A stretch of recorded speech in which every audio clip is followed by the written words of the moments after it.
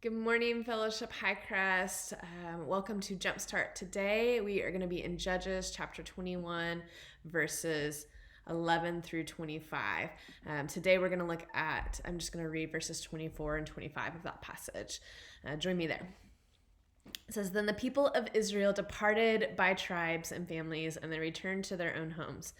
In those days, Israel had no king. All the people did whatever seemed right in their own eyes. Now, we would have just finished reading in chapters 19 through 21, one of the ugliest stories in the Bible. Man, there's a lot to grieve in those passages, and there's a lot to be sad about and angry about. And then we get to these last two verses that summarize that story and the whole book of Judges. The key is that every stage, the people were doing what was right in their own eyes. As far as the men of Gibeah were concerned, rape was all right. To the farmer and the Levite in the house, homosexual rape was unthinkable, but other rape was acceptable. The men of Benjamin thought it was right to overlook sin and defend evil men. And to Israel, revenge and retaliation would be justified. And to solve their problems about marriage for the Benjamites, the massacre of the innocent people and kidnapping could be condoned.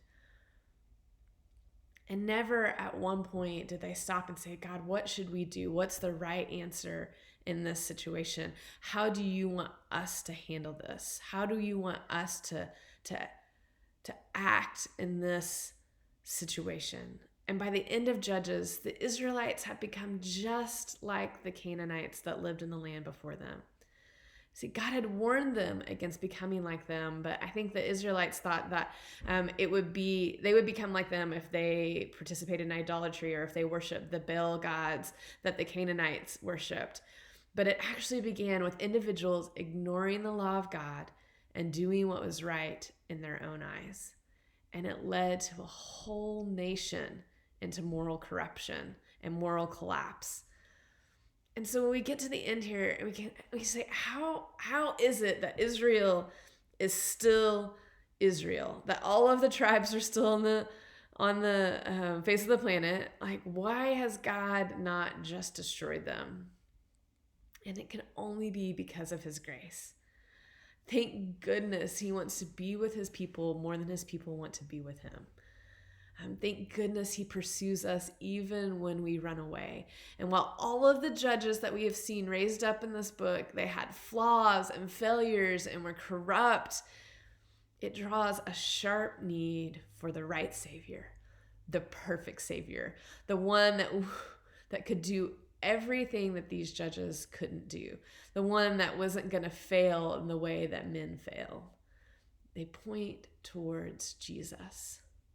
They point towards a Savior that is loving and kind, a Savior that holds people accountable, but He loves them first, even in their sin. And their response to Him is to walk away from their old life and follow Him with their full life.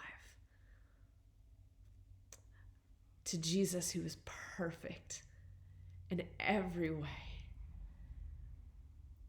And He loved us so much that He was willing to die for us, so that our lives and hearts and who we are could be changed from the inside out, so they become more and more of a reflection of God and His character.